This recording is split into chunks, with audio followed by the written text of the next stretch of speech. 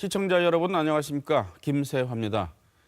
저희 시사톡톡은 하나의 주제를 선정해서 토론하는 방식으로 진행하고 있습니다만 오늘은 주제 4개를 선정해서 각 주제별로 대담 토론하는 방식으로 진행을 하겠습니다. 먼저 이 대구문화방송이 다뤘던 심층 기획 주제 가운데 많은 예산이 들어갔지만 성공 여부가 확실하지 않은 이 대구 경북 3대 문화권 사업을 집중 조명합니다. 또 최근 주요 이슈로 떠올랐죠. 과연 지방의회 의원들의 해외 연수 이대로 좋은가? 지방의회의 정체성은 무엇인가? 지방의회 공천 제도는 문제가 없는가 등등의 의문을 갖게 하는데요.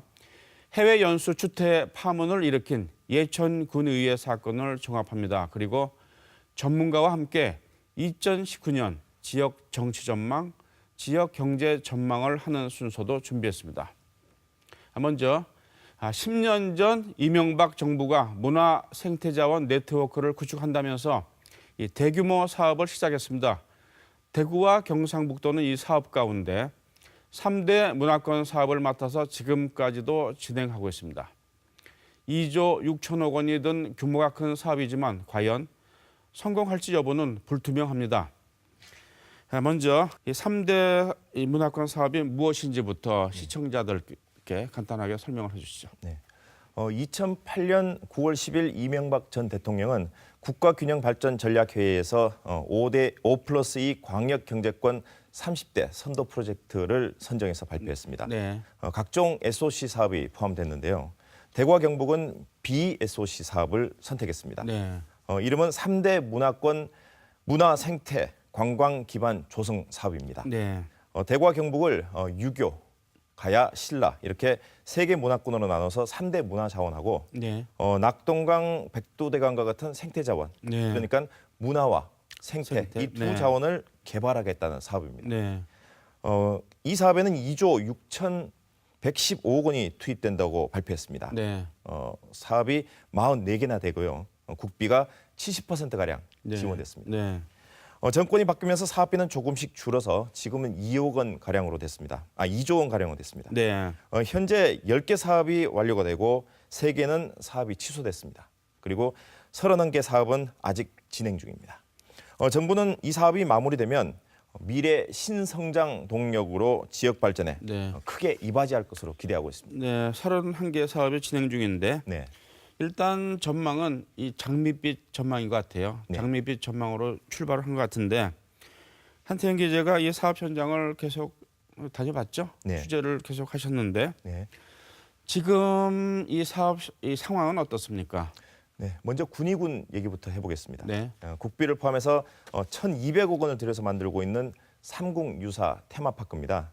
의흥면에 국제규격 축구장 100개 크기인 72만 제곱미터에 자리 잡았습니다. 네. 공사는 대부분 마무리됐습니다. 네. 전시관과 교육시설, 승마 체험장, 오락시설, 숙박시설 등을 갖췄습니다. 네. 올해부터 시범 운영에 들어가서 내년 3월에 일반인들에게 공개된다고 합니다. 네. 그런데 문을 열기도 전에 관람객 걱정을 하고 있습니다. 네. 평균 입장료를 10,000원 정도로 보고 있는데요. 한 해 67만 명 이상이 찾아야 네. 겨우 적자를 면할 수 있다고 합니다. 네. 한 해 드는 필요 경비는 50억 원이라고 하는데요. 네. 관리 인력도 120명이 필요하다고 합니다. 네. 군의군 1년 예산 3천억 원 정도 된다고 하는데요. 재정 자립도는 10%에 불과합니다. 네. 군의군으로서는 걱정이 많은데 그렇겠네요. 그래서 네. 군의 출신 경북도 의원이 네. 경상북도에다가 네. 운영비를 좀 지원해달라 네. 이렇게 요청했습니다. 네. 박창석 도의원 인터뷰 들어보시겠습니다. 네. 이미 상욱유사 테마파크 사업에 350억 원을 투입한 군의군의 입장에서는 매년 50억 원 이상의 운영비를 추가로 부담하는 것은 열악한 군 재정 상태를 감안했을 때 감당하기 어렵습니다.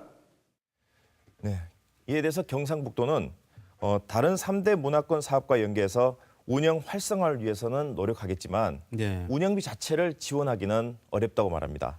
경상북도 관계자 인터뷰 보시죠. 네. 모든 그 사업은 그 사업 시행 주체가 시군입니다. 시군에서 다 자기들이 관리 운영 주체고 저희들이 도나 이렇게 뭐 중앙부처는 이렇게 사업 지원하는 그런 어떤 면에서 접근하고 있습니다.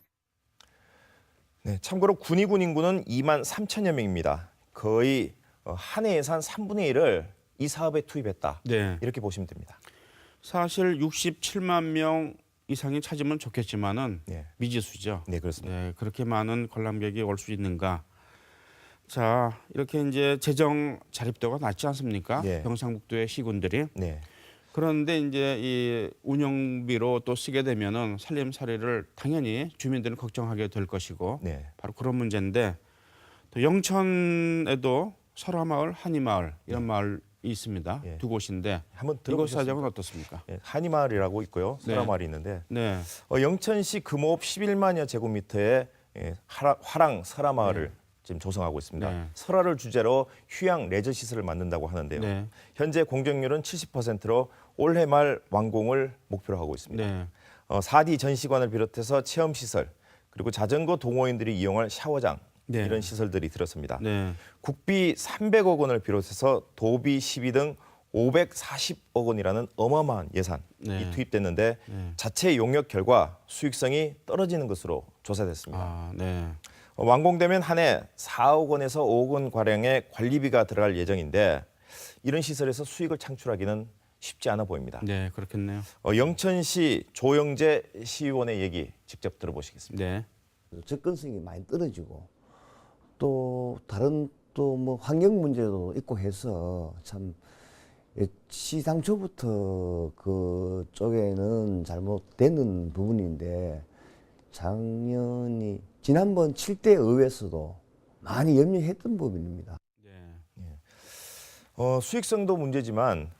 다 짓고도 또 걱정거리가 있습니다. 네, 조성 중인 화랑 설화마을 인근에 축산농가 10여 개가 있고요. 네, 그리고 각종 환경시설이 들어서 있습니다. 네, 기압이 낮거나 궂은 날씨에는 악취로 인해서 관광객들이 불편을 호소할 것으로 예상되고 있습니다. 네, 영천시는 이에 대해서 환경 저감 시설 공사를 해서 그런 악취 문제는 해소됐다고 해명했습니다. 네, 그리고 애초 민자로 유치하려던 숙박 시설이 있는데요.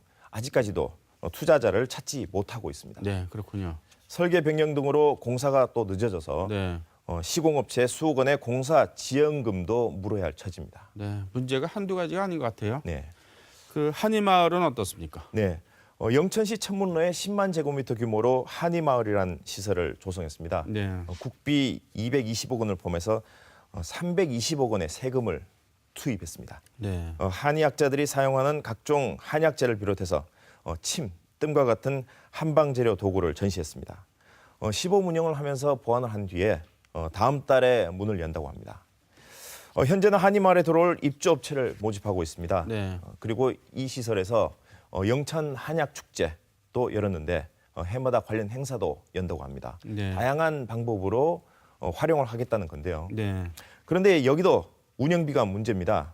지방 공기업 평가원이라는 곳에서 네, 이 한이마을의 수질 분석을 해본 결과 한 해 평균 2억 8천만 원 그리고 5년 동안 누적으로 14억 원의 적자가 난다고 합니다. 해마다 적자 폭은 늘어나고요. 네, 그래서 영천시의회는 한이마을을 접근성이 떨어지는 곳에 지었다면서 적자 운영을 걱정하고 있습니다. 네, 그래서 영천시가 이런 적자 운영의 책임을 떠넘기기 위해서 시설관리공단인 것을 하나 만들어서 네, 한이마을 운영을 추진하겠다고 하지만은 그렇다고 적자가 사라지겠습니까? 네, 한이마을, 설화마을 두 곳 모두 사업성이 떨어져서 네, 적자 운영이 예상되고 이로 인해서 시 재정에 부담을 주진 않을지 주민들은 크게 걱정하고 있습니다. 네. 그러니까 국비 지원을 받아서 지을 때는 좋았는데 막상 운영을 하려다 보니까 네. 이제 그 자치단체 예산이 들어간다. 이런 공통점이 있는 것 같습니다. 네. 그렇다고 관람객이 많이 와서 수익을 내겠느냐 하는 문제도 있고요. 네. 또 청도에도 이런 비슷한 시설이 있죠. 네. 직접 취재를 했었는데요. 예. 청도군 운문면 운문댐 아래 가시면요. 댐 아래 29만 제곱미터 아주 큰 네, 터에 신화랑 풍요 마을이라는 시설을 보실 수 있습니다. 네, 무슨 건물인지 잘 모르실 텐데 그 화랑 정신을 체험하자는 시설로 정신 수양관을 비롯해서 화랑촌, 국궁장 그리고 야영장 등의 시설을 갖춰놨습니다. 네, 이 역시 3대 문화권 사업 가운데 하나인데요. 네, 지난 2017년 2월에 준공하고도 1년 넘게 정상 가동을 못하다가 네. 뒤늦게 지난해 3월부터 문을 열고 네, 운영에 들어갔습니다. 네. 국비 290억 원을 포함해서 무려 610억 원이라는 대형 프로젝트죠. 네. 인구 4만 남짓 되는 그런 청도에서 이런 프로젝트 참 보기 드문 시설입니다. 네. 청도군은 군비 8억 원을 포함해서 한 해 운영비로 편성을 해놓고 있습니다. 네. 그런데 1년 동안 장사를 해보니까 네. 숙박비를 비롯해서 시설 대관, 체험 행사 다 수입을 해보니까 3억 6천만 원 정도 벌어들였다고 합니다. 네. 그러니까 8억 원에서 네. 한 4억 원 정도 적자가 나는 네. 거죠. 적잖아요. 네. 그래서 이 예산을 어떻게 보는지 아껴보겠다라는 네. 그런 여러 가지 시책이 나오는데 네. 자, 송만근 청도 우리 정신문화재단 사무국장 얘기 직접 들어보시겠습니다. 네. 불효불급한 예산을 저희들이 집행을 안 하려고 엄청 노력을 하고 있습니다. 그래서 조그만한 것도 하물며 여기에 가로등 하나까지도 저희들이 소등을 시키는 네. 네. 청도군은 이런 대형 시설을 조성하면서 소요 경비 등을 담은 운영 계획서조차 준비하지 않은 것으로 드러났습니다. 네. 청도 군의회도 군 재정에 부담을 주지는 않을지 걱정하고 있지만 그렇다고 뾰족한 대책 집행부에다가 주문도 못하고 있습니다. 네. 이경동 청도군의회 의원 말씀 들어보시죠. 네. 국비로 해주다 보니까네 뭐 전부 공짜인 줄 알고 이래 다 만들어 가지고 결국은 이제 이 청도 군이란 이 지자체에서 그걸 이제 예산이 또 계속 들어가야 되는 그런 부분들이 많이 있습니다. 인구 4만 명, 재정 자립도는 한 자릿수에 불과한 청도군으로서는 이런 운영비 적자 해마다 쌓이는데요. 네. 군 자체에서도 걱정이 많다고 네. 합니다. 한태영 기자가 이 풍류 마을도 취재를 했지 않습니까? 네. 현장에 가보니까 어떻던가요? 관람객이 눈에 띄었습니까? 네, 이 시설은 이미 지어졌기 때문에 네. 운영이 되고 있는 상태인데 네. 거의 사람이 없었습니다. 네. 물론 평일이라고 하지만은 네. 주말에도 많이 오지는 않고 있다고 합니다. 네. 그래서 이렇게 모든 사업들이 이제 적자이거나 적자가 예상이 되면은 당연히 주민들은 걱정을 하실 테이고 네. 그렇다면 지자체는 어떤 입장입니까? 네, 제가 취재한 모든 자치단체들은 그렇게 큰 걱정을 하지 않고 있습니다. 네. 우선 이런 시설들이 하나씩 들어서면 지역에 좋은 일 아니냐라고 얘기를 하는데요. 아, 그렇습니까? 예. 네. 예산이 지역민들을 위해서 쓰인다고 생각하면 적자가 나도 괜찮지 않냐. 오히려 취재 기자에게 반문하기도 했습니다. 네. 그리고 제가 만난 담당 직원들은 모두 조경 시설 담당이어서 네. 앞으로 시설을 운영하는 담당 부서까지 걱정을 하지 않는다고 합니다. 그래서 다시 말씀드리자면 자신들은 시설을 지었을 뿐 운영은 그다지 걱정하지 않는다라고 보시면 되겠죠. 네. 그동안 자치단체들은 이런 시설이 들어서면 해마다 이런 시설이 들어서면 우리 지역 경제에 도움이 될 것이다. 이렇게 선거에 많이 활용을 했는데요. 그런데 유권자 지역민들이 알아두셔야 될 부분이 있습니다. 바로 이런 모든 시설들이 우리 주머니에서 나왔다는 건데요. 모든 적자는 고스란히 우리 세금으로 다시 또 메워야 합니다. 네, 그렇죠. 예, 해마다 쌓이는 적자 부담에 지역민들 모두에게 돌아가는 그런 복지 혜택이 줄어들지는 않을지 걱정되는 대목입니다. 네. 선신성 사업만 펼쳐놓고 나말라라 하는 그런 형태가 계속 지속되고 있는데요. 갈수록 인구가 줄고 고령화 시대에 특히 이런 농촌에 인구도 적은 농촌에 이 같은 시설이 지자체가 자칫 파산의 나락으로 빠지지는 않을지 그런 우려하는 시각이 많습니다. 정부도 마냥 시설만 지원해주고 나몰라라 한다면 무책임한 행정이 아닌지 그렇게 전문가들은 진단하고 있습니다. 앞으로 한태영 기자가 계속 취재를 할 텐데 어떤 대책이 필요한지 이 부분도 좀 집중적으로 취재를 해서 보도를 해주시면 고맙겠습니다. 네. 네, 그 이명박 정부 때 이런 사업들이 이제 기획되고 추진됐는데 그 4대강 사업이 연상되기도 합니다. 그렇지 않습니까? 네, 그렇습니다. 네, 지금까지 한태영 기자였습니다. 수고했습니다. 감사합니다. 네, 이번에는 이슈 톡톡 시간입니다. 전국을 떠들썩하게 했던 사건이 있었습니다. 대구 경북 지역은 물론이고요. 지난 한 주일 동안 아주 중요한 이슈가 됐었습니다. 예천군의회 의원들의 해외 연수가 아니라 해외 여행이죠. 해외 여행 추태 파문입니다. 이 사건을 보시는 국민들 가운데는 다음과 같은 이런 의문점을 갖고 계시는 분이 많을 것 같아요. 도대체 누가 어떻게 저런 분들을 공천했길래 후보자로 선정이 돼서 또 투표에서 그 의원으로 선출이 됐는가? 또 공천만 받으면은 저렇게 선출이 되는가? 어떤 검증은 없었는지 이런 의문도 갖고 계실 수가 있고요. 또 지방 의원들이 그렇게 많은 비난을 받으면서까지 줄기차게 가는 해외 연수라는 이름의 해외 여행, 도대체 문제는 없는가? 이런 의문들을 갖고 계실 것 같습니다. 이 예천군 의회 의원들의 해외 연수 주택 파문 이 사건을 특종 취재한 안동 MBC 이정희 기자가 나와 있습니다. 안녕하세요. 네, 안녕하십니까. 이 사건 특종 취재한다고 수고 많으셨어요. 굉장히 바쁘시죠? 또 네, 지금도 계속 취재를 하고 있어서. 취재하고 있고 네. 또 기자들로부터도 취재를 당하고 있죠. 네, 그렇습니다. 네, 얼굴이 쪽 빠진 것 같아요. 그래서 네, 하여튼 이 사건 공분을 일으키고 있습니다. 이 참 갖가지 추태 이 보도를 통해서 알려지긴 했습니다만 이정희 기자와 함께 못다한 얘기, 뉴스에서는 볼 수 없었던 얘기를 좀 자세하게 알아봤으면 합니다. 자, 도대체 그 미국과 캐나다에서 예천군 의회 의원들 어떤 일을 한 것입니까? 네, 우선 그 작년 연말이죠. 네. 성탄절을 전후해서 7박 10일간 그러니까 예천 군의원 9명 전원 그리고 수행 공무원이 5명이나 붙었죠. 네. 그래서 14명이 미국과 캐나다로 이 해외 연수를 갔는데 네. 이제 문제는 첫 방문지였던 미국에 도착한 바로 다음 날부터 네. 한 의원이 이 가이드에게 여성 접대부가 나오는 네. 술집을 좀 데려가 달라라고 요구를 했고요. 기가 막히네 진짜. 네.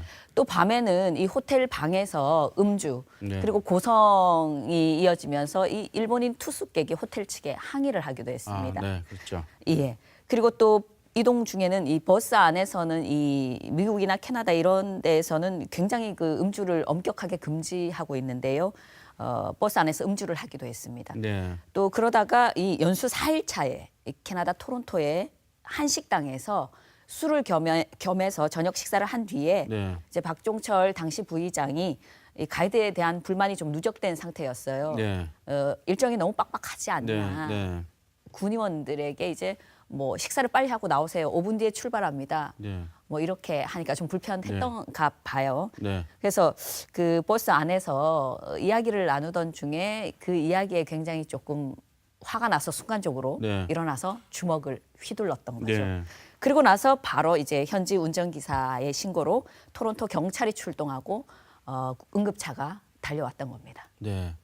이 선진 사례를 보고 배우겠다 하고 나가서 선진국에서 이제 국제적인 망신을 당한 모습인데 우리 안동 MBC가 최초 보도한 것이 지난 3일이었죠. 그렇습니다. 그리고 계속해서 이제 현지 911 신고 음성 기록도 뉴스에 보도를 하셨고 그리고 이제 최근에 아주 충격적인 그 버스 안에 CCTV 동영상을 공개를 했는데 이때까지도 잡아뗐어요. 그렇습니다. 네. 바로 그 점이 이 국민들을 더 화나게 했던 건데요. 네. 주먹을 휘두른 이 박종철 의원은 저희가 최초 인터뷰에서 술을 마시지 않았다. 네. 그리고 때리지도 않았다. 네. 이렇게 주장을 했고요. 또 여성 접대부가 있는 술집 안내를 요구했던 그 의원은 그냥 아가씨가 나오는 술집이 있냐 네. 한 번만 물어본 거다 이렇게 네. 주장을 했는데 네. 보시면 아시겠지만 피해자의 증언은 완전히 달랐습니다. 네. 한번 증언을 한번 볼까요? 예. 들어보시죠. 일정도 너무 빡빡했고요. 그래서 서로 뭐 네가 맞나 안 맞나 이렇게 하다가 내 기억에는 내가 때린 건 아니고 이 손톱이 이렇게 했는 것 같아. 아가씨들도 거들어주고 노래 번호 불러주고 이런 것도 있습니까? 이 이후로 한 번도 거기에 대해서 질의한 적도 없고 술에 취해서 누워있던 박정철 의원이 안경을 끼고 있는 저의 앞면을 주먹으로 가격을 했죠. 미간과 눈두덩이 찢어져가지고 그 당시에 술이 취해서 버스 뒤에 누워 있었고요. 그분과 언쟁은 그냥 대화조차 한 사실이 없습니다. 박정철 의원이 갑자기 일어나서 여기 어디 여자 있는 술집 없냐, 여자 좀 불러줄 수 없냐, 불러달라 말씀하셔가지고 깜짝 놀랐죠. 우리 이정희 기자가 이제 보도한 그런 이제 충격적인 영상, 그 버스 CCTV 영상을 많은 국민들이 보고서 놀랐는데 이 영상도 한번 다시 봤으면 합니다. 네네. 네, 보시죠. 보시죠. 아, 네. 저 장면은 참 다시 봐도 너무 충격적인데 혹시 그 전과 사실 같은 걸 혹시 취재를 해보셨나요? 네, 폭력 전과가 2개가 있습니다. 네. 이게 이제 선거 때 네. 이 전과 기록이 나오니까요. 아, 그렇군요. 예, 아, 그런데 공천을 받았어요. 그렇습니다. 네, 참 이해가 되지 않는 부분인데, 네, 저 영상에 보면은 이제 운전기사분이 이렇게 말리지 않습니까? 그래서 911에 신고를 한 것이죠. 네, 이 미국인 기사분이었는데요. 버스에서 내려가서 바로 911에 신고를 했습니다. 네. 이어서 이제 그림을 보셔서 아시겠지만 가이드가 자신의 얼굴에 이제 피가 난 걸 네. 확인하고 굉장히 당황을 해서 다시 재차 911에 신고를 한 거죠. 네, 그때 신고했던 그때 당시의 음성 기록 저희들 준비를 했는데요. 한번 들어보시죠. I need the police, please. Have you called already? No. Yeah. Somebody called for me. No ambulance. No ambulance? No, but the blood is coming too much. Yeah, somebody hit me. I'm wearing glasses. The glasses broken, also I'm bleeding. 사과로 왔습니다. 사과로. 끊어보세요. 끊고 얘기 좀 하고 통화를 해. 이 폭행을 한 박종철 의원뿐만 아니라 예천 군의원 모두 사퇴하라는 이런 목소리가 지금 강하게 나오고 있고, 그리고 이제 또 이 소속 자유한국당에 대한 비난 여론이 적지가 않습니다. 왜 이런 그렇습니다. 분들을 이제 공천을 했고 이렇게 또 여기에 대한 대처도 늦은 것인가 이런 문제인데요. 네네. 우선 이 박종철 의원은 그동안 이 의원직 사퇴 네. 요구에 대해서 계속 침묵해 왔습니다. 네. 최초 보도된 그 바로 다음 날 4일이었는데요. 그날 그 의장과 박종철 의장이 이제 부의장이 사과를 하긴 했습니다. 네. 그리고 나서 그날 밤에 바로 이 박종철 부의장이 탈당계를 냈습니다. 자유한국당에. 네, 그랬죠. 네. 예. 탈당계를 냈는데 그러면 그 자유한국당은 어떤 입장입니까? 네. 그래서 이 자유한국당에서는 탈당계를 냈기 때문에 네. 윤리위원회를 열어서 징계를 할 수가 없다. 네. 이렇게 처음 밝혔거든요. 네. 그렇기 때문에 이게 징계를 피하기 위한 박종철 의원이나 또 자유한국당에서도 그 비난을 피하기 위한 이 꼼수 탈당 아니냐 이런 네. 비난이 일었고요. 네. 결국에는 이 자유한국당이 자당 소속의 예천 네. 군의원들에게 네. 자 윤리위원회 열어서 박종철 의원 제명시켜라라고 지시가 내려갔고요. 네. 그래서 이제 결국에는 뭐 처음에는 이제 징계할 수 없다 이런 네. 입장이었다가 여론에 네. 떠밀려서 네. 최종적으로는 이 김병준 비대위원장 네. 국민께 송구하다 고개를 숙이기도 했고요. 네. 그런데 이제 이 해외 연수는 9명 전원이 다 같이 갔다 오지 않았습니까? 그렇죠. 네. 다 같이 갔다 왔는데 여기에서 이제 박종철 의원을 탈당하기 전 상태라면 9명 중에 7명이 한국당인데 네. 이제 모두 다 같이 갔다 왔는데 누가 누구를 징계한다는 게 참 모순적이긴 한데요. 네. 어쨌건 이 제명 추진 결정에 대해서 이 폭행 당사자 박종철 의원은 못 나가겠다. 사퇴 안 하겠다. 네. 지금 현재까지는 이렇게 반발을 하고 있는 것으로 확인되고 있습니다. 네. 이 방송이 나갈 시점에는요, 이 주변에서 권유를 하고 있기 때문에 네. 또 뭐 어떤 변화가 있을지는 네. 모르겠습니다. 네. 자유한국당도 공천에 책임이 없는 것은 아니지 않습니까? 그렇죠. 네. 자, 이렇게 이제 예천군 의원들이 해외 연수 아닌 여행을 가서 이런 추태를 벌였습니다. 그런데도 불구하고 이런 해외 연수는 예천군만의 그 일이 아니지 않습니까? 지금도 계속 가고 있어요. 지금도 있죠. 지방 의원들이 가고 있고 네. 또 계속 나가고. 도대체 이 근본적인 이유 어떻게 봐야 될까요? 네, 저는 뭐 2가지 정도 있다고 보는데요. 네. 일단 현행 이 지방의원의 해외 연수 제도 자체에 문제가 있다고 봅니다. 네. 이번 예천군 의회 사례를 보면요, 이 연수 목적이 좀 모호합니다. 네. 그냥 선진 사례 선진 도시 우수 사례를 벤치마킹하겠다. 네. 그래서 자연유산도 보고 관광자원 보존 실태도 보고 도시 재생도 보고 오겠다. 네. 그런데 이제 연수 일정을 봤더니 자연유산은 나이아가라 폭포를 보는 것이고요. 네. 관광 그 자원 보존 실태는 이 퀘벡 도시를 보는 거고요. 네. 도시 재생을 보겠다 한 거는 이 워싱턴 광장, 브로드웨이 이런 걸 보는 거더라고요. 공부에 대한 사전 준비도 없었고 일정도 사실 여행사에서 다 짜준 네. 겁니다. 네. 아니 그 여행을 가려면 자기 돈으로 가면 되는데 네. 국민의 세금 아니겠습니까? 예, 그 제가 또 하나 문제라고 생각하는 거는 이제 그 이 해외 연수를 공무로 보는 인식이 좀 결여돼 있다. 네. 이게 사비로 놀러 가는 게 아니지 않습니까? 네. 그리고 이 갑질, 네. 뭐 이런 거에 대한 이 그렇겠죠. 자질, 네, 네. 자질의 문제, 네. 예, 이 두 가지 정도로 볼 수 있을 네. 것 같습니다. 그 박종철 의원이 가이드를 폭행한 이유 그게 직접적으로는 무엇이었습니까? 이제 일정이 너무 빽빽하다 뭐 그런 거라고 말씀하신 것 같은데. 네, 좀 전에도 말씀드렸지만 그래도 군의원들인데 네. 이 미국과 캐나다 굉장히 이동 거리가 길지 않습니까? 네, 네. 버스를 뭐 5시간, 6시간, 8시간씩 타고 가는데 이 식사를 제대로 하고 술도 한잔 하고 좀 여유 있게 갔으면 좋겠는데 네. 5분 뒤에 출발합니다. 빨리 나오셔야 됩니다. 네, 네. 다음 어딜 갑니다. 네.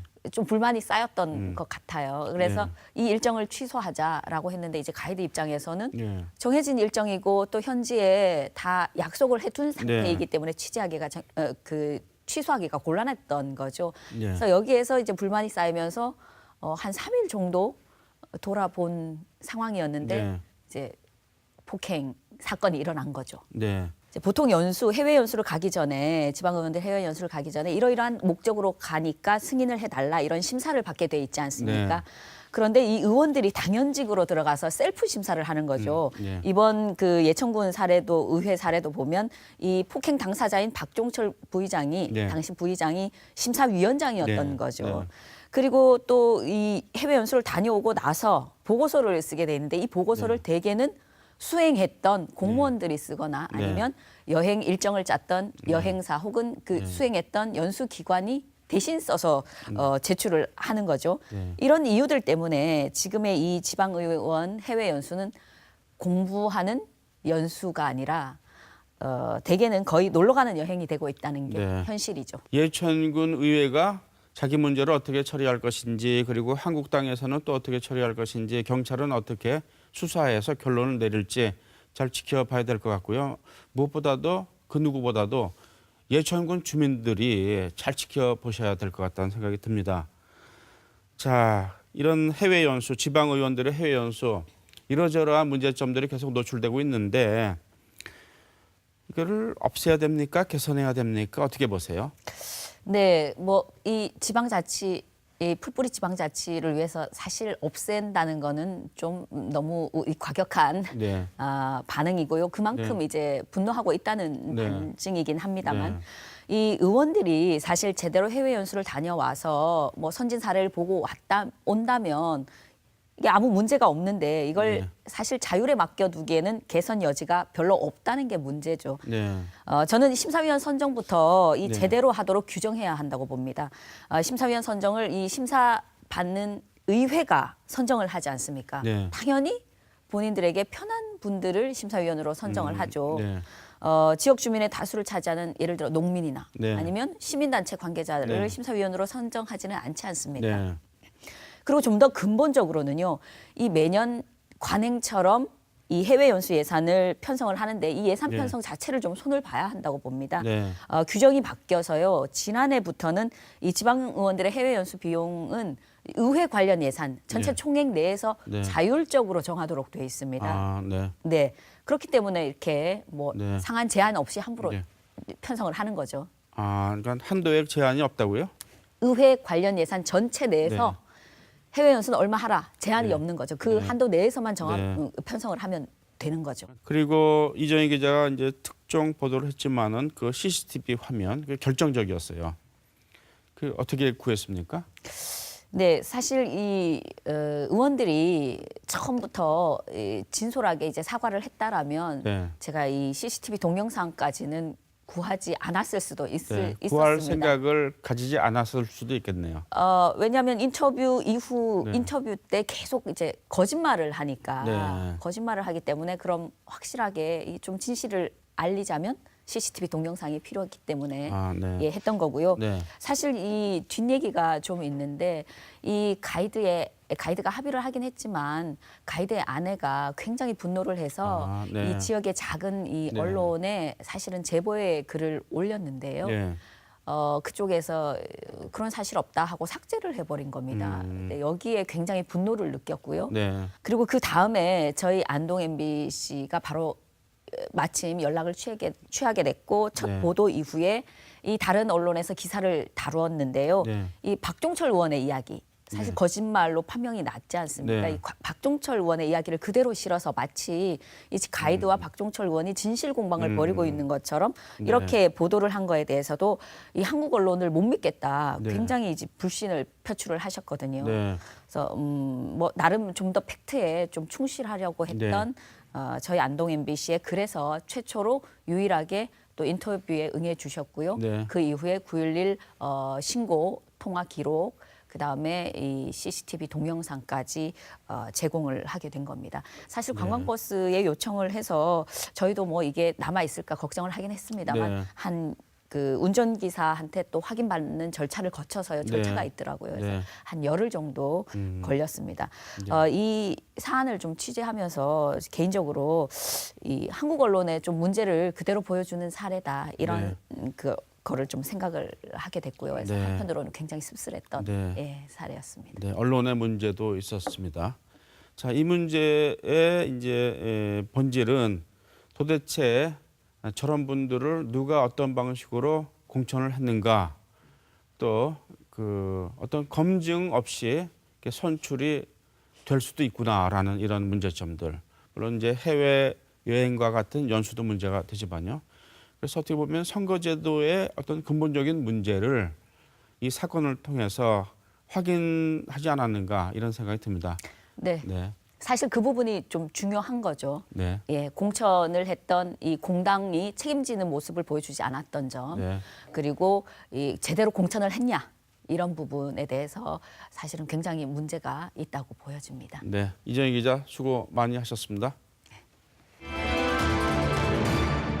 네, 2019년이 시작된 지 2주 정도 지났습니다. 이 지역에는 여러 가지 현안이 있습니다만 오늘은 정치와 경제 부문에서 어떤 변화가 예상되는지 들여다보겠습니다. 먼저 지역 정치 부분에 대해서 전망을 해보겠습니다. 이 자리에 이소영 대구대 국제관계학과 교수 나오셨습니다. 안녕하세요. 네, 어서 오십시오. 반갑습니다. 2019년에 지역 정치 전망을 하기 위해서 저희들이 모셨는데요. 지역 정치에서 어떤 관전 포인트가 있다면은 어떤 점을 중시하시겠습니까? 관전 포인트라고 이제 하시니까 아무래도 우리 지역민들이 관심을 가장 네. 가지는 그런 부분이겠죠. 네. 그래서 이 뭐 우리 지역뿐만이 아니라 한국 정치권 전체가 이제 2019년도에는 2020년 총선을 앞두고 그 총선 준비를 이제 하는 그런 시기일 것 같은데요. 네. 특히 우리 지역의 경우에는 2018년 지방선거에서 자유한국당에 대한 지지가 상당히 많이 이제 이제 낮아졌고 네. 그리고 이 이제 자유한국당이 심기일전해서 새로운 어떤 혁신을 이루려고 하고 있는 그런 시점이기 때문에 네. 이 자유한국당이 지역의 기득권을 어느 정도 유지할 수 있을 것인가라는 것이 이제 상당히 중요한 관전 포인트가 될 것 같고요. 네. 여러 가지 상황 변수가 작용할 것 같습니다. 무엇보다도 이제 자유한국당을 중심으로 하는 보수 재편, 보수 대통합. 네. 그다음에 또 당협위원장 지금 이제 어떤 사람으로 바뀔 것인가, 네. 이제 지역의 인적 쇄신, 그다음에 무엇보다도 보수 진영이 내홍 없이 혁신으로 갈 수 있을 것인가라는 네. 그런 부분들이 이제 우리의 관전 포인트가 될 것 같고요. 네. 네. 그래서 이런 그 지역 정치권에서 민주당과 이제는 과거에는 민주당이 전혀 발 디딜 수 없었던 네. 그런 부분이었다면 지금은 이제 한국당의 어떤 행태와 관련해서 또 민주당이 2018년에 받았던 그런 지방선거에서 받았던 지지를 바탕으로 해서 이제는 지역 정치가 경쟁하는 지역 정치가 되지 않을까. 네. 예. 그래서 그런 경쟁이 얼마나 활발하게 또 건강하게 진행이 될 것인가를 네. 우리 지역민들이 좀 네. 주의 깊게 살펴봐야 되지 네. 않을까 싶습니다. 네, 교수님 방금 말씀하셨듯이 이제 경쟁 체제로 들어가겠는데 총선 앞두고요. 각 정당들이 대체로 어떤 전략을 세울 것 같습니까? 뭐 우리 지역에 일단 조금 포커스를 맞추어서 얘기를 드린다면은 뭐 꼭 지역 문제뿐만이 아니라 전체 국가 전체적으로도 마찬가지겠지만 여당의 입장에서는 지금 이제 한참 가장 큰 이슈가 되고 있는 경제 현안을 어떻게 해결할 것인가라는 그런 부분들이 아주 중요하겠죠. 그래서 경제 현안에 힘을 쏟으면서 그 지지율 회복에 힘을 이제 쏟게 되지 않을까. 특히 우리 지역 같은 경우에는 이제 구체적인 어떤 경제적 대안들을 내놓으면서 그 전략적으로 접근을 할 것이다. 근데 사실 여당으로서는 지금의 어떤 지지율 구도가 변화되지 않기를 그냥 바라는 그런 마음이 크겠죠. 그래서 이제 그 부분에 힘을 쏟게 될 것이고 아무래도 한국당 같은 경우에는 보수 대통합이라고 하는 것을 이제 좀 그 성공적으로 이루어내는데 힘을 쏟게 될 것인데요. 보수 대통합이라고 하는 게 그냥 정치적으로 정치권이 통합한다라는 차원이 아니라 유권자들에게 이미 그 뭔가 이제 많이 빠져나간 지지율이 낮아진 그 유권자들에게 이 보수 대통합의 과정을 통해서 한국당이 개혁적이고 혁신 새로운 정당으로 쇄신하고 있다라는 걸 어떻게 보여줄 것인가가 상당히 중요한 전략적 초점이 되겠죠. 그래서 새로운 혁신적 인물의 영입이라든가 또 이제 당대표 경선 과정에서 나타나는 부분들의 사실은 이제 아주 주의 깊게 해야 되는 그런 측면들이 있고요. 또 우리 지역과 관련해서는 바른미래당 같은 경우에도 관심을 가질 수밖에 없는데요.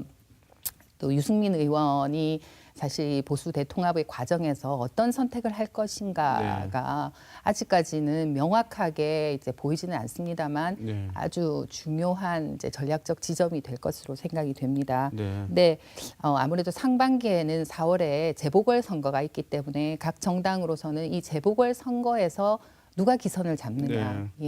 그래서 그 지금 유권자들이 어떤 판단을 해주고 어떻게 지지율을 형성하게 될 것인가가 아주 중요하기 때문에 4월 재보선에도 아주 힘을 쏟지 않을까라고 생각을 합니다. 이 정치적인 셈법이 굉장히 복잡해질 것 같아요. 네, 맞습니다. 지금 보수 정당 쇄신 작업이 진행 중이지 않습니까? 우리 교수님이 보시기에 자유한국당 같은 경우 이제 제대로 쇄신하고 있는가 주목을 많이 받고 있는데 어떻게 평가하시겠습니까? 꼭 전문가의 입장이 아니라도 그냥 유권자의 입장으로서 누구나 응답을 할 수 있을 것 같아요. 지금 현재는 아직은 혁신의 모습을 보이고 있지 않다라고 말씀을 드릴 수 있을 것 같습니다. 민주당의 지지율이 떨어지고 있지만 그것과는 별개로 한국당도 지지율이 답보 상태입니다. 그래서 비대위가 제대로 작동하지 못하고 있고 그리고 뭐 아시다시피 뭐 조강특위의 문제도 있었고 인적 쇄신도 제대로 이루어지지 못하고 있습니다. 향후에 또 친박 비박 간의 또 경쟁이 그냥 건전한 경쟁의 차원을 넘어서서 어떤 당내 내홍으로 연결이 될 가능성이 또 전혀 없어 보이지도 않고요. 이제 거기다가 정책적 차원에서는 오히려 여당에 대한 닥치고 반대와 우클릭적인 모습을 보이면서 중요한 민생 법안까지 통과가 되지 않는 뭐 자유한국당 때문에 통과가 되지 않는다 이런 평가까지 얻고 있는 그런 측면입니다. 그래서 이러한 모습으로는 저는 2020년 총선에서는 어렵다라고 생각을 하고요. 그래서 이제 곧 전당대회가 있고 또 새로운 그 인적 구성을 통해서 어떤 새로운 정당의 모습을 갖추게 될 텐데 보수 대통합이라든지 다양한 이 그 아주 많은 큰 변화를 겪게 되는 이 시점에 자유한국당이 과연 어떻게 할 것인가라고 하는 것이 향후 자유한국당의 성패에 너무너무 중요한 순간이 아닌가라고 시점이 아닌가라고 생각을 하고요. 그래서 아직까지 자유한국당은 쇄신했다 안 했다라고 평가하기에는 좀 이른 시점이지만 제대로 된 쇄신을 했으면 좋겠다라고 하는 것이 저의 기대와 바람입니다. 네, 그렇군요. 그 바른미래당 같은 경우에는 자신들이야말로 정통 보수의 이념을 갖고 있다 이렇게 이제 주장을 해왔는데 지금 보면은 존재감이 그렇게 있는 것 같지도 않고 또 유승민 의원 같은 경우에는 어떤 선택을 할 것인지 이렇게 궁금해하시는 분들이 많습니다. 보수 정당으로서 제대로 확장될지 거듭날지 아니면은 소멸되는 것은 아닌지 이런 생각들을 많이 갖고 계시는데요. 바른미래당의 이 보수 정당으로서의 뭐 길이라고 할까요? 어떻게 예상을 하십니까? 굉장히 어려운 답이 될 것 같아요. 네. 왜냐하면은 바른미래당이라고 하는 그 정당도 두 개의 정당이 합쳐지면서 하나의 어떤 성격을 가지고 있는 정당이 아니기 때문에 네. 뭔가를 선택하고 결정할 때 일사불란하게 움직일 수 있는 정당이 아니거든요. 네. 예, 그런 측면에서 바른미래당이 계속 갈 것인가, 문 닫을 것인가라고 하는 것을 지금 당장 응답하기는 힘들 것 같고요. 네. 근데 사실 대구 경북 현재 민심만 두고 본다면은 바른미래당은 좀 아직까지 우리의 머릿속에는 네. 별로 없는 것 같다는 생각입니다. 네. 그래서 보수 대통합이라는 이야기가 나오고 있는 가운데 한국당의 입장으로 봐서는 지지율을 끌어올리고 지지율 분산을 막는 게 거에 그 바른미래당의 과거 한국당, 과거 새누리당에서 나간 분들이 다시 한국당으로 복귀하는 것이 너무너무 중요한 그런 이슈가 될 수 있고요. 그래서 전략적 차원에서도 상당히 강하게 그런 통합을 이제 유도하지 않을까라는 네. 그런 생각이 있고요. 네. 또 이런 한국당의 의지와는 별개로 바른미래당 의원들의 입장에서도 새로운 활로를 모색을 해야 되는데 그 활로가 전혀 보이지 않은 채로 총선은 곧 앞으로 다가왔다는 그런 문제점이 있죠. 그래서 바른미래당 의원들 중에서도 지금 뭐 벌써 보이고 있지만 상당 부분 이제 한국당으로 이동하는 사람들이 생기는 것은 뭐 당연하다라고 생각이 들고요. 그런데 이제 유승민 의원의 경우에는 유승민 의원은 자신이 중심이 되었던 그 바른미래당이 한국당이 원한다고 해서 한국당으로 쑥 들어가 버리는 그런 모습을 원하지도 않을 것이고 그렇게 이제 하지도 않을 거라고 생각합니다만 한국당의 입장에서는 유승민 의원이 한국당으로 오지 않고서는 이 보수 대통합이 완성되지 않는다라고 생각을 할 것 같습니다. 네. 그래서 유승민 의원을 어떻게 하든지 한국당으로 올 수 있도록 다양한 정치적 합의가 이루어질 그런 공간들이 생기게 될 거고요. 그래서 그런 측면에서는 이제 아주 조심스럽습니다만 유승민 의원도 한국당 쪽으로 어떤 행보를 가게 될 가능성도 좀 있지 않을까 그런 생각을 해봅니다. 네, 그렇게 예상하십니까? 네. 네. 이 진보 정당 얘기를 해보겠습니다. 네. 더불어민주당이 과연 진보 정당이냐 뭐 의문이 있을 수도 있겠지만 이 더불어민주당 같은 경우에는 현역 의원들이 이제 있습니다. 과거와는 좀 다르게요. 이제 김부겸 의원, 홍일학 의원, 김영권 의원 이분들의 움직임에 많은 분들이 주목하실 것 같고 그리고 또 그 밖에 또 주목할 만한 인물이 나오지 않을까 하는 그런 기대감도 있을 것도 같은데 바로 이 더불어민주당의 그 움직임 어떻게 예상을 하십니까? 예, 더불어민주당은 2018년 지방선거를 기점으로 해서 우리 지역에서 상당히 자신감을 좀 얻었다라고 생각이 됩니다. 네.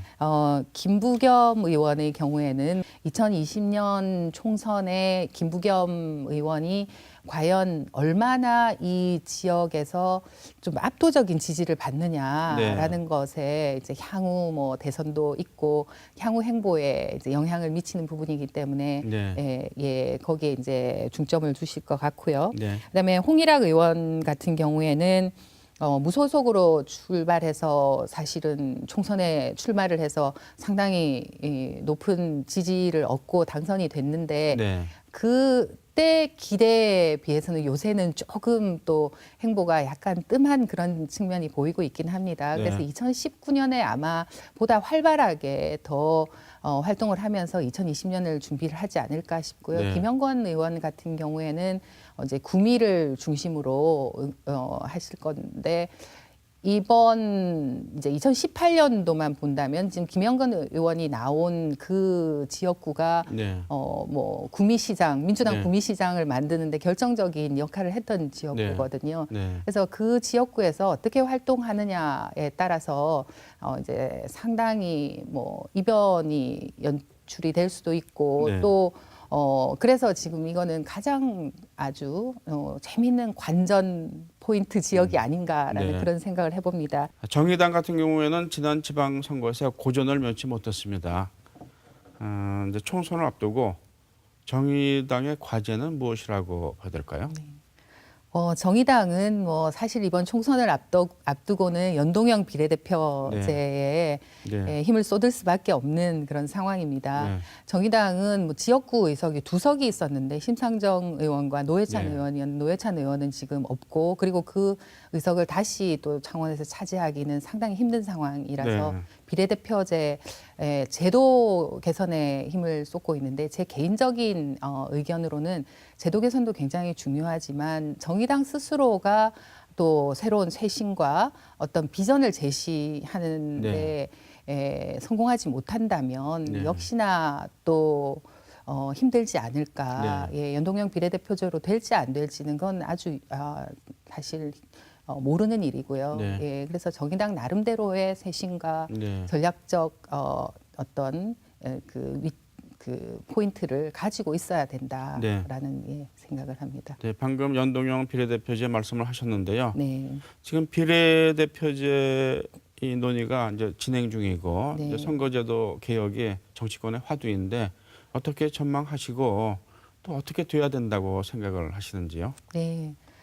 먼저 어떻게 돼야 된다라는 것부터 말씀을 드리자면 사실 우리 지금 선거제도가 가지는 다양한 문제점들이 이제 뭐 많이 이미 제시가 되었고요. 그래서 비례대표제를 늘리면서 이제 그 대표성도 늘리고 비례성도 늘려야 된다라고 하는 거에 저는 이제 전적으로 동감을 합니다. 네. 그런데 사실은 개헌보다 더 어려운 일이 선거제도를 바꾸는 네. 일이라고 합니다. 네. 각 정당마다 당리학적 관점에서 전혀 다른 의견들을 내놓고 있고요. 지금 이제 그런 상황이라서 논의는 꽤 된 것 같지만 사실은 진전이 된 것이 없습니다. 네. 그래서 최근에는 이제 정치개혁특위 자문위에서 현재보다 60명 많은 숫자가 의석이 필요하다. 그러면서 비례대표를 늘려야 된다라고 의견을 내놓았습니다만 이 국회에 대한 신뢰가 너무나 낮은 네. 국민들이 그것을 네. 받아들이기는 상당히 힘든 그런 상황이거든요. 그리고 사실 정치권에서 이렇게 많이 얘기를 했는데 국민들은 도대체 연동형 비례대가 뭔지 네. 권역별 비례대표제가 뭘 의미하는지를 명확하게 아는 분들도 사실 적습니다. 네. 그래서 정치권이 자기들만의 어떤 그 전략적 관점에서 이걸 접근하는 게 아니라 국민들과 조금 그 논의를 활성화시키는 과정을 거쳐야 된다. 그리고 난 뒤에 정말 국민들 이 국회에 대한 신뢰가 낮아진 국민들을 설득하는 과정을 거쳐야 되는데 그런 과정이 지금까지는 없었다라고 생각을 하고요. 네. 그래서 비례대표제를 늘린다라고 하는 것에는 거의 많은 전문가들이 찬성을 하고 있지만 네. 아직은 당장 제도를 바꿀 만큼 우리 전체 국민들이 함께 논의의 과정에 다 들어와 있지는 않은 것 같다라는 네. 것이 저의 생각입니다. 네, 어쨌든 결실을 맺었으면 좋겠습니다. 네, 지금까지 2019년 지역 정치 전망을 해봤습니다. 교수님 수고하셨습니다. 네, 감사합니다. 네, 이번에는 지역 경제를 전망해 보겠습니다. 전망이 어둡습니다. 하지만 그래도 전망을 해보겠습니다. 이 자리에 이종학 대구상공회의소 사무처장 나오셨습니다. 네, 안녕하십니까. 어서 오십시오. 네, 이 토론을 하기 전에 먼저 2019년 지역 경제 전망을 개괄적으로 양관희 기자가 정리를 했는데요. 리포트를 보시고 토론을 하도록 하겠습니다. 보시죠. 2019년 세계 경제는 3%대 경제 성장률을 보일 것으로 전망됩니다. 미국과 유럽, 일본 등 선진국의 재정 정책, 통화 정책의 효과가 줄어들 것으로 보입니다. 올해 국내 경제 성장률은 2.7%로 전망되고 있습니다. 내수 경기가 둔화되고 수출 증가세가 완만해질 것으로 예상됩니다. 지역 경제 전망은 어둡습니다. 대구 경북연구원에 따르면 올해 대구의 경제 성장률은 1.7%, 경북은 1.1%로 상대적으로 낮게 전망됩니다. 대구는 장기적 경기 하강 국면에 있습니다. 자동차 부품과 섬유 등 주력 제조업 생산이 감소될 것으로 예상되며 건설 경기도 위축될 것으로 보입니다. 수출과 내수 부진으로 투자가 위축되고 고용 사정도 악화되는 악순환이 우려됩니다. 경상북도는 철강 제조업의 부진이 예상됩니다. 자동차와 조선 산업의 의존도가 높은데 이들 산업이 좋지 않기 때문입니다. 대구 경북의 고용률은 지난해와 비슷한 수준을 유지하겠지만 영세 기업의 인력 활용 부담으로 취업자 수는 소폭 감소할 것이라는 전망이 나오고 있습니다. 대구와 경북 지역 경제는 하청 구조라는 점에서 선두적인 혁신 성장에 둔감하다는 비판을 받아왔습니다. 대기업 수출 부진, 내수 부진, 미중 무역 전쟁, 금리 인상과 같은 대외적인 요인에도 취약한 구조입니다. 지역의 혁신 성장, 그 발판을 마련하기 위한 대책이 더욱 필요한 시점입니다. 시사토톡 양관입니다. 네, 처장님 이게 전망이 하여튼 어둡습니다. 네.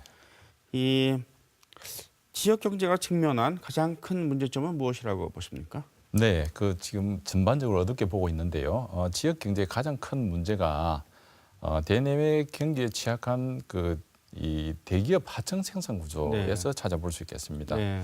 그러다 보니까 원천 기업의 어떤 경기 상황 변화, 잘 아시겠지만은 완성차 업체 판매 부진, 네. 그리고 구미의 그 삼성이라든지 LG 이런 기업들이 여객으로 이전할 때 네. 전반적인 경기 부진과 직결되는 그런 구조가 되고 있고, 그리고 그 하청 생산 구조로 인해서 납품 단가 인하 문제, 그로 인해서 어떤 낮은 부가가치, 저임금 그리고 장시간 근로와 같은 그런 악순환 고리가 큰 문제점으로 지적되고 있고, 그리고 또 다른 문제로서는 그 대기업이 적고 소기업 비중이 높다라는 거.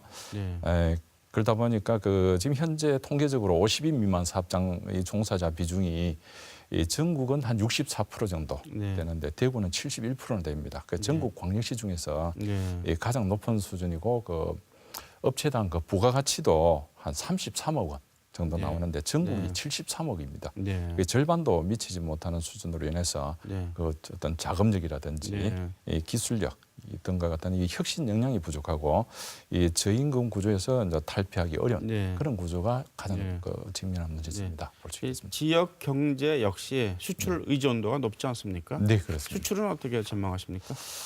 네, 지난해 어떤 수출 상황을 봤을 때 이 대구는 좀 괜찮다. 그리고 경북은 부진하다. 이렇게 전체적으로 볼 수 있는데 대구 같은 경우에는 11월 통계 기준으로 보더라도 전년도에 비해 전년도 수출 실적을 넘어섰습니다. 그런데 경북은 아마 전년도 수출 실적 달성하기 어려울 것으로 보고 있는데 전반적인 글로벌 어떤 경기 수요 부진으로 인해서 수출이 굉장히 어려울 것으로 보입니다만은 지역 수출 대구에 있는 수출은 좀 그나마 좀 증가세가 되지 않겠나 보고 있고 경북은 좀 미축될 것으로 보고 있습니다. 경북 지역의 경우 수출 증가세가 줄어드는 것도 사실은 문제인데 이제 감소세로 들어선다면은 보통 문제는 아닙니다, 사실. 그래서 수출 전망이 그렇게 이제 밝지만은 않고 그리고 이제 내수 부진은 계속되고 있는데 그렇다면은 우리 지역 주민들께서 우려하시는 것이 고용도 불안하지 않을까 이런 생각을 하실 것 같아요. 어떻게 전망하세요? 네, 맞습니다. 수출 같은 경우에는 우리나라 GDP 한 38% 정도 이렇게 차지하고 있기 때문에 직접적으로 수출이 줄어들게 되면은 고용 시장에도 영향을 많이 미칠 것으로 보고 있습니다. 현재 올해 지난해 수준으로 보더라도 여러 가지 고용 지표가 고용률이 이제 대구가 한 58%, 경북이 한 60% 정도 차지하고 있는데 전국이 60.7% 해가지고 대구 경북이 전국 고용률보다 낮은 수준입니다. 그리고 실업률도 높고 그리고 취업자 수도 전국은 뭐 9년 만에 최저치로 줄어들었다고 하지만은 그 증가가 줄어들었다고 하지만 지역은 오히려 감소했습니다. 네. 특히 이제 그 대구가 지난해 13,000명 정도 줄어들었고 경북은 전반적인 수출 부진으로 해서 고용이 2만 명 정도가 줄어들었습니다. 네. 그래서 올해 또 굉장히 걱정을 많이 하고 있는데 최저임금 인상이라든지 많이 논란이 되고 있는 주휴수당 이 직접적으로 올해부터 영향을 미칠 것으로 보이기 때문에 고용 사정도 굉장히 좀 어두운 상황입니다. 네. 우리 경제는 이 대외 변수에 좀 취약한 부분이 있습니다. 네. 지역 경제도 마찬가지겠고요. 네. 근데 지금 가장 핵심이 되는 대외 변수를 하면은 이제 미국의 기준금리 인상 여부, 네. 우리나라에 직접적으로 영향을 줄 것이고요. 또 미중 무역 전쟁도 우리나라 또 네. 지역까지 영향을 미칠 것 같은데 네. 이 부분은 어떻게 보십니까? 대외 변수에 대한 영향? 네, 저희 상공회의소가 최근에 기업에 영향을 주는 요인들, 대외 요인들을 조사를 했는데 가장 많게 지적된 것이 미중 간의 무역 통상 분쟁과 같은 어떤 보호무역주의가 가장 큰 리스크다 이렇게 꼽았고 그 다음으로 어떤 중국 경제 성장세 둔화 그리고 말씀하신 대로 금리 인상과 같은 글로벌 통화 긴축에 따른 어떤 신흥국 경기 불안 이런 요인들로 지적이 됐습니다. 그래서 특히 이제 그 미중 무역 분쟁 같은 경우에는 지역 수출 1위가 중국인데 중국이고 그다음에 2위가 미국입니다. 중국 같은 경우에는 그 중간 소비재, 중간재 수출이 많은 어떤 수출 구조고 그렇죠. 미국은 소비재가 많은 수출 시장인데 이 양 부분에서 미중 무역 어떤 분쟁으로 인해서 수출 감소가 좀 불가피해 보인다 이렇게 전망할 수 있겠습니다. 지역 기업들도 그러한 부분들을 염려를 했는데 그 지역 기업들이 바람이라고 할까요? 이제 어려움을 겪고 있는데 어떤 가장 많이 요구하는 것은 무엇입니까? 네, 그 어떤 정책적인 요인으로 볼 수 있겠는데 가장 직접적이고 피부로 느껴지는 애로서는 최저임금이 가파르게 인상에 따라서 이 노동 비용이 증가하고 있다라는 거, 그리고 글로벌 시장에서 이 완성차 업체 부진, 그리고 미중 무역 분쟁의 어떤 영향, 이 글로벌 통화 긴축에 따른 어떤 신흥국 경기 불안, 이런 복합적인 요인들이 좀 가장 큰 어려움이다 이렇게 얘기를 하고 있습니다. 우리가 이 지역 경제를 살리기 위해서는 이제 하청 구조를 좀 개선해야 된다 이런 얘기가 처음부터 있어 왔고 그 개선하기 위한 어떤 핵심 사항으로 이 혁신, 기업의 혁신을 통한 그 생산성을 강화해야 된다. 이런 지적이 끊임없이 있어 왔습니다. 지금은 그 어느 때보다도 기업 혁신, 경제적인 면에서의 혁신적인 성장이 요구되는 것 같은데 어떻게 봐야 될까요? 2019년에도 물론 움직임은 있겠지만은 성과를 낼 수 있을지 아니면은 진짜 그 혁신 성장을 할 수 있는 그런 분위기가 더 크게 조성될 수는 있을지 기대해도 될는지 어떻게 보십니까? 참 쉽지 않은 문제인데요. 그 하청 구조, 저임금 하청 구조에서 좀 벗어나고 좀 패러다임 변화가 필요한 상황인데 이 혁신을 통해서 어떤 생산성을 높이고 패러다임 변화에 적응하기 위해서는 가장 중요한 것이 어떤 기술력으로 무장돼 있는 그런 히든 챔피언 기업들을 많이 육성을 해야 되겠다는 것입니다. 그걸 어떻게 해야 될 것인가라는 점이 있는데 우리 지역에는 그동안 그 어떤 대학뿐만 아니고 그 전자통신연구원이나 생산기술연구원, 기계연구원 같은 그 기업 R&D 기술력을 지원하는 기관들이 굉장히 많이 유치됐습니다. 이런 기관들과 기업들 간의 어떤 네트워킹 연결, 그러니까 산학 연관, 유기적인 네트워크를 통해서 대학이나 연구기관이 보유하고 있는 그런 특허라든지 우수 기술들을 기업이 좀 원활하게 그 이전될 수 있도록 해서 그 기업의 경쟁력을 갖춘 제품들을 통해서 기업을 성장시켜 나가야 되겠다라는 거.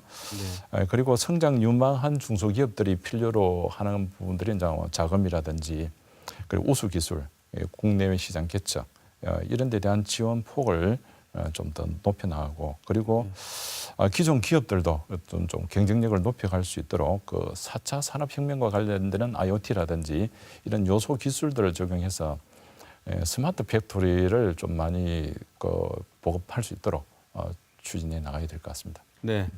2019년 경제 전망을 해봤는데 참 밝지만은 않습니다. 네, 오늘 말씀 수고하셨습니다. 네, 감사합니다. 네, 정치 경제 문제는 저희들이 중요한 이슈가 있을 때마다 시사톡톡 주제로 선정해서 토론을 하겠습니다. 오늘은 3대 문화권 사업 문제, 그리고 예천 군의원 추태 문제, 2019년 정치 전망 그리고 경제 전망 등 4개의 주제를 선정해서 대담을 했습니다. 4개의 주제에 공통점이 있는 것 같습니다. 그러니까 정부는 예산을 잘 집행하는가, 예산을 감시하는 의원들은 자기 역할을 제대로 하는가, 중앙 예산을 승인하고 감시할 정치인은 올해 어떤 행보를 할 것인가, 정부의 재정 정책은 효과를 거둘 것인가, 즉 정부와 의회가 역할을 잘하고 있는가에 대한 의문이 오늘 시사톡톡의 주제인 것 같습니다. 그리고 잘하는지 감시하는 것은 우리의 과제인 것 같습니다. 시사톡톡 오늘은 여기서 마치겠습니다. 시청자 여러분 감사합니다.